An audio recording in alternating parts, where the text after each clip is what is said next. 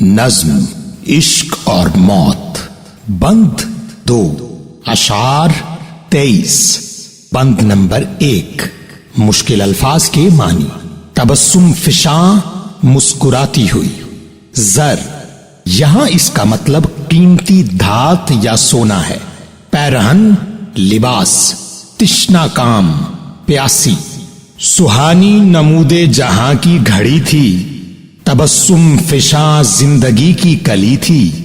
کہیں مہر کو تاج زر مل رہا تھا عطا چاند کو چاندنی ہو رہی تھی سیاہ پیرہن شام کو دے رہے تھے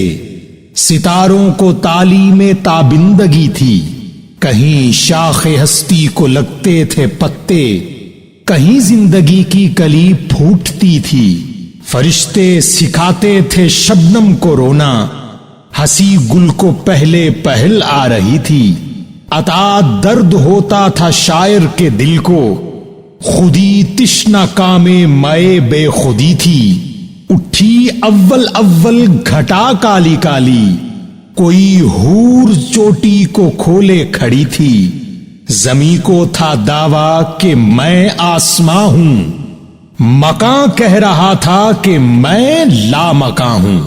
تشریح یہ خوبصورت نظم انگلستان کے مشہور شاعر ٹینیسن کی نظم لو اینڈ ڈیتھ سے ماخوذ ہے جسے اقبال نے بڑی مہارت اور بہترین انداز میں اشعار کی صورت میں ڈھالا ہے پہلے بند میں اس کائنات کے ارتقائی مراحل کا ذکر کرتے ہوئے فرماتے ہیں کہ اس وقت زندگی تخلیق کی جا رہی تھی سورج کے فرائض میں زمین پر روشنی بکھیرنا لکھا جا رہا تھا اور کہیں چاند کو چاندنی کی قوت دی جا رہی تھی رات کے وقت کو سیاہ لباس پہنایا جا رہا تھا اور تب بھی ستاروں کو چمکنے کی صلاحیت کے تحفے سے نوازا جا رہا تھا زمین کو زندگی اور تخلیق کی طاقت دی جا رہی تھی انہی لمحات میں فرشتے شبنم کو آنسو بہانا سکھا رہے تھے اور کہیں کوئی کلی پہلی بار کھل کر پھول کی شکل اختیار کر رہی تھی اسی لمحے شاعر کے دل میں درد کی لذت بھری جا رہی تھی خودی کو بے خودی کے جذبے سے سرشار کیا جا رہا تھا پہاڑوں کی چوٹیوں پر پہلی بار گھٹائیں ایسے وارد ہو رہی تھی جیسے کوئی حور اپنے گھنے بال بکھیر رہی ہو بند نمبر 2 مشکل الفاظ کے معنی ملک فرشتے رخت ہستی دنیا کے اثاثے جادوئے نیستی فنا کرنے کا جادو شرر چنگاری اجل موت غرض اس قدر یہ نظارہ تھا پیارا کہ نظارگی ہو سراپا نظارہ ملک آزماتے تھے پرواز اپنی جبینوں سے نور ازل آشکارا فرشتہ تھا ایک عشق تھا نام جس کا کہ تھی رہبری اس کی سب کا سہارا فرشتہ کے پتلا تھا بیتابیوں کا ملک کا ملک اور پارے کا پارا پے سیر فردوس کو جا رہا تھا قضا سے ملا راہ میں وہ قذارا یہ پوچھا تیرا نام کیا کام کیا ہے نہیں آنکھ کو دید تیری گوارا ہوا سن کے گویا قضا کا فرشتہ اجل ہوں میرا کام ہے آشکارا اڑاتی ہوں میں رخت ہستی کے پرزے بجھاتی ہوں میں زندگی کا شرارہ میری آنکھ میں جادوئے نیستی ہے پیام فنا ہے اسی کا اشارہ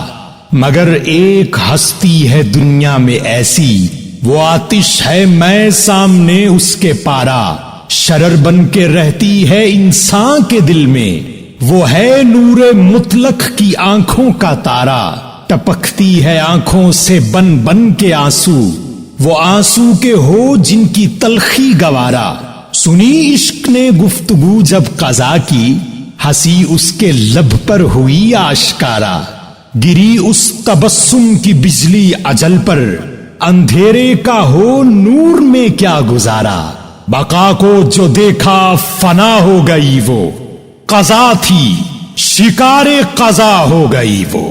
تشریح سامعین میں ذاتی طور پر اس بند کے انتہائی پرکیف اثر کو محسوس کر چکا ہوں انسان کس خوبصورت تخلیق اور طاقت کا نام ہے، یہ بند پڑھنے کے بعد سمجھ کر رونگٹے کھڑے ہو جاتے ہیں۔ اگر آپ اس ایک بند کو سمجھ گئے تو اقبال کی شاعری آپ کے وجود میں موجود خون میں ایک نشے کی صورت میں دوڑنے لگے گی۔ میں اس بند کی تشریح کر رہا تھا اور ایک ایسی کیفیت تھی جو بیان سے باہر ہے، تب بھی اقبال کا ہی ایک شعر میرے ذہن میں گونج رہا تھا کہ حضور حق میں اسرافیل نے میری شکایت کی، یہ بندہ وقت سے پہلے قیامت کر نہ دے برپا۔ دوسرے بند میں کائنات کے ابتدائی مراحل کو اقبال نے اس قدر خوبصورتی سے بیان فرمایا ہے کہ پڑھنے والا یہ محسوس کرتا ہے کہ وہ تمام مناظر اس کی آنکھ کے سامنے نمودار ہو رہے ہیں۔ ان لمحات میں فرشتے فضاؤں میں ایسے جھوم رہے تھے جیسے اپنی اڑنے کی صلاحیت کی آزمائش کر رہے ہوں۔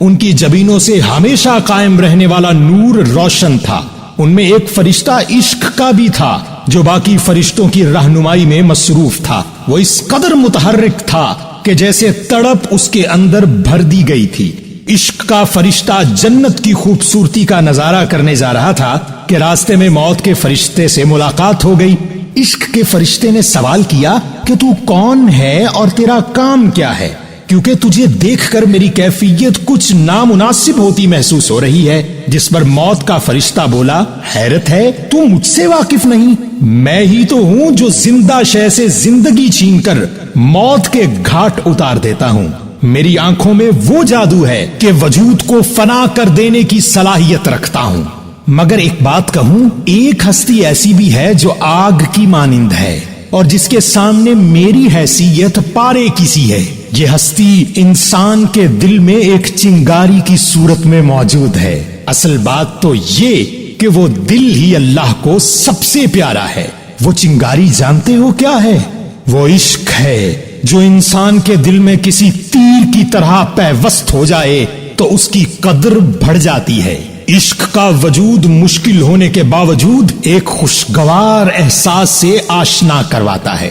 عشق کے فرشتے نے جب موت کے فرشتے کی گفتگو سنی تو مسکرا اٹھا، اور یہی مسکراہٹ موت کے فرشتے پر بجلی بن کر گری، اس لیے کہ روشنی کے سامنے تاریکی کا خاتمہ لازم ہوتا ہے۔ عشق زندگی کا مظہر ہے جس کے سامنے موت کیسے ٹھہر سکتی ہے۔ موت کا فرشتہ جان چکا تھا کہ میرے سامنے کوئی اور نہیں